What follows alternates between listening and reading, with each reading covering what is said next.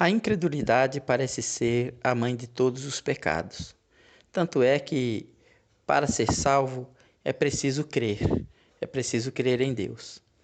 E eu vejo que com quanta facilidade as pessoas se colocam na contramão de Deus, se opondo a Ele, exatamente porque não costumam olhar para Ele segundo aquela revelação que a Bíblia faz da existência de Deus.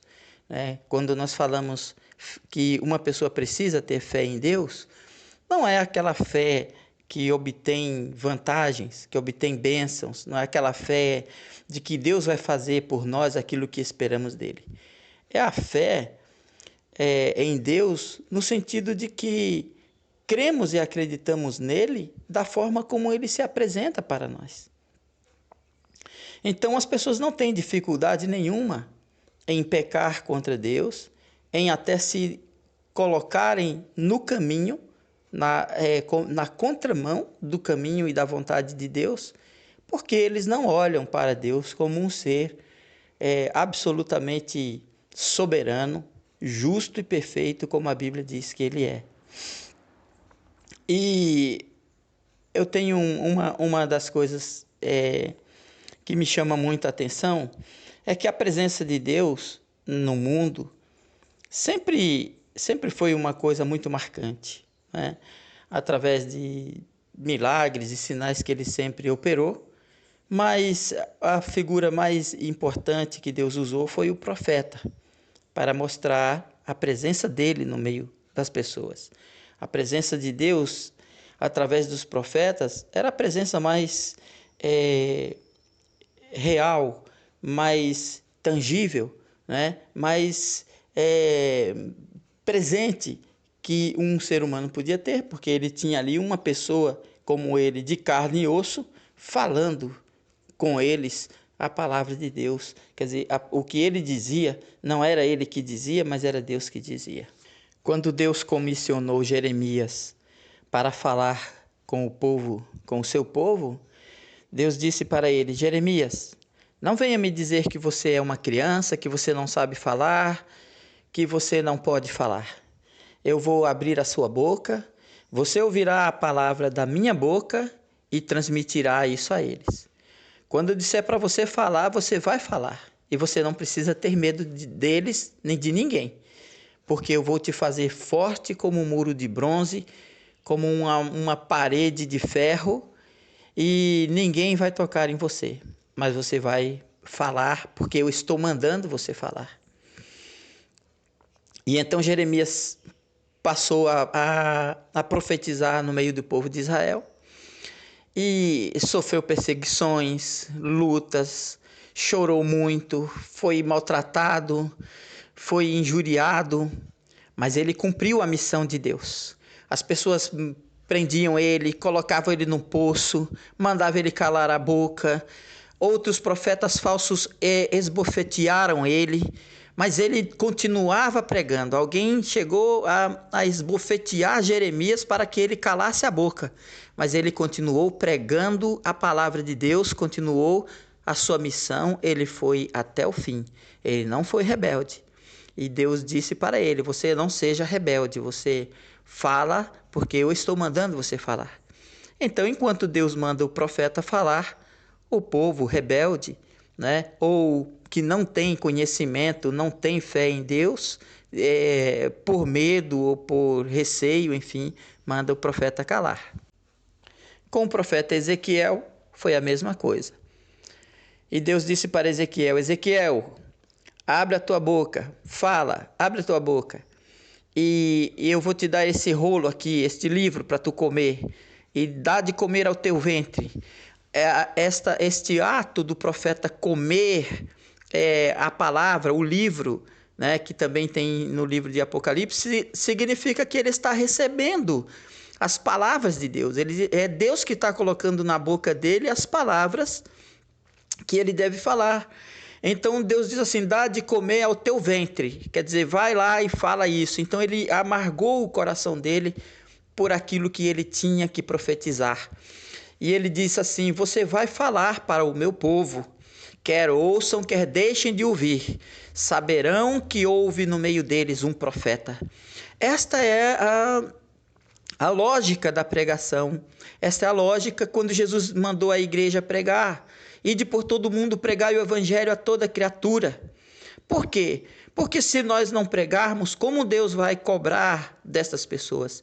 Deus não tem como castigar, Deus não tem como punir, Deus não tem como julgar um ser humano antes de ele ser advertido. Então nós devemos clamar sim, sempre contra tudo que é errado. Não por nossa vontade, não porque queremos, porque essa é a vontade de Deus. Isso não é para qualquer pessoa fazer isso. É para aqueles que são comissionados por Deus, mandados por Deus, enviados por Deus. Deus fala isso claramente.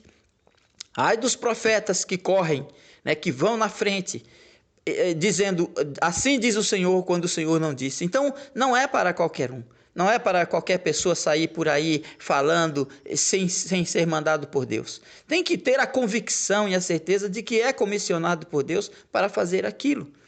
Então, nesse caso, Ezequiel, ele diz, Ezequiel, quando eu disser para o ímpio que eu vou matá-lo, e se você não falar, ele vai morrer, mas o sangue dele eu vou cobrar de você. Então, você tem que falar.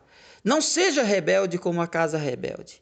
Então, aprendemos no livro de Ezequiel que um ser humano deixa de ser bom, ou ele é bom até o dia que deixa de ser.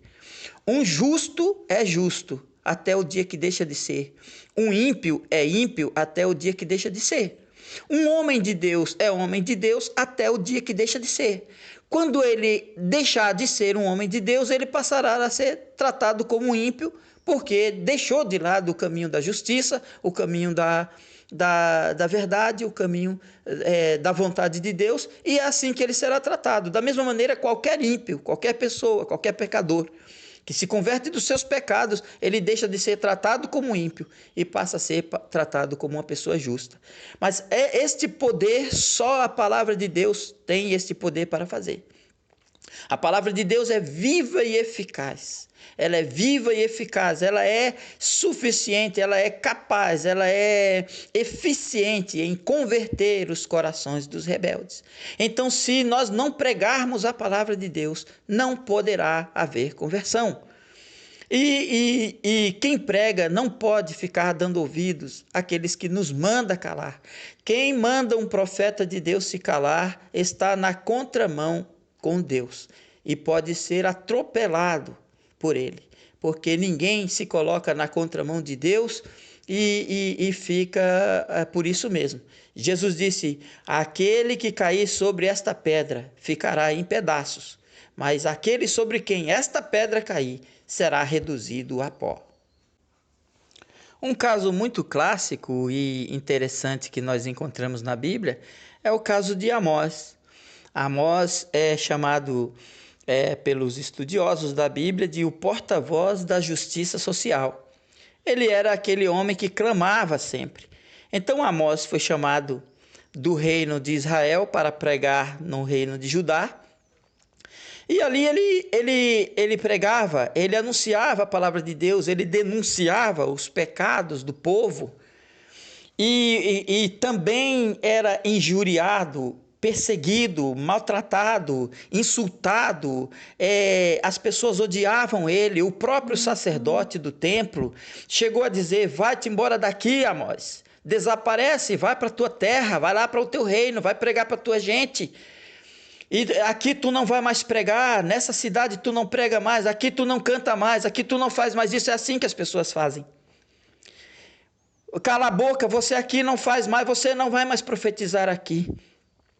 E Amós dá para ele uma resposta bem interessante, diz assim, olha aqui, escuta aqui, meu amigo, eu não era profeta, nem filho de profeta, não venho de linhagem de família de profeta, eu era boieiro, eu era vaqueiro, cultivador de sicômoros. Quer dizer, ele era um agricultor, um homem que cuidava da vida dele normal, mas aquele que me enviou, diz ele, ele disse para mim, vai e fala, vai e prega, então eu vou pregar. E aí ele dá uma sentença para este sujeito, este sacerdote, que se achando na autoridade, eu digo para como eu disse antes, uma pessoa é boa até o dia que ela deixa de ser. No momento que aquele sacerdote deixou de cumprir a missão dele, ele deixou de ser um ungido de Deus, ele deixou de ser um homem de Deus e passou a ser alvo da justiça e do juízo de Deus e foi tratado como um ímpio. E aí, o que acontece? Amós diz assim: a tua mulher vai se prostituir na cidade e tu vai morrer num lugar, numa terra imunda. É isso que vai acontecer contigo. E foi exatamente o que aconteceu com ele, né? Foi envergonhado, a mulher dele se prostituiu e ele foi levado, enfim, para uma outra terra. Como os judeus têm essa questão de lugar imundo, enfim, e foi lá que ele foi morrer. Porque uma pessoa boa, é justa, é filha de Deus até o dia que ela deixa de ser. Mas é a voz de Deus, da profecia, é o julgamento de Deus, vem exatamente pela palavra de Deus, porque a palavra de Deus é a espada de dois gumes que sai da boca de Jesus Cristo, que ele é a palavra viva de Deus. E ele diz que quando as pessoas não se convertem, ele peleja com a espada da sua boca. E para isso ele tem como instrumento os profetas. Já no Novo Testamento nós vemos as perseguições contra os homens de Deus.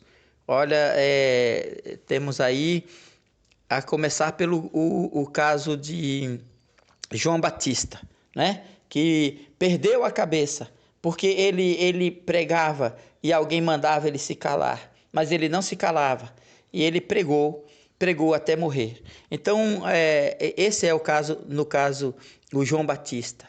E temos também o apóstolo Paulo. O apóstolo Paulo, depois de ter pregado a palavra de Deus ali para os judeus,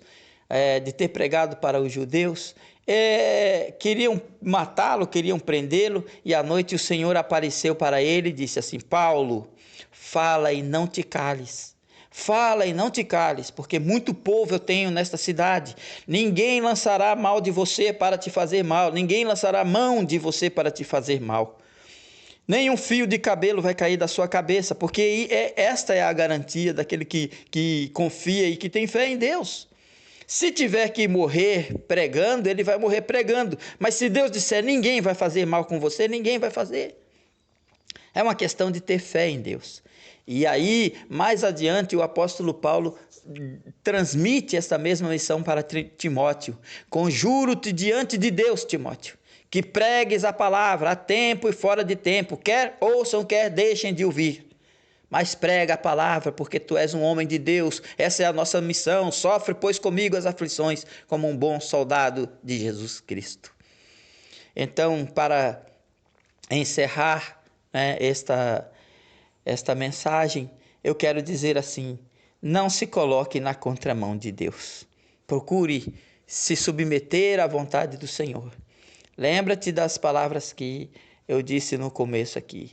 Aquele que se lançar sobre esta pedra ficará em pedaços, mas aquele sobre quem esta pedra cair será reduzido a pó. A palavra de Deus será pregada.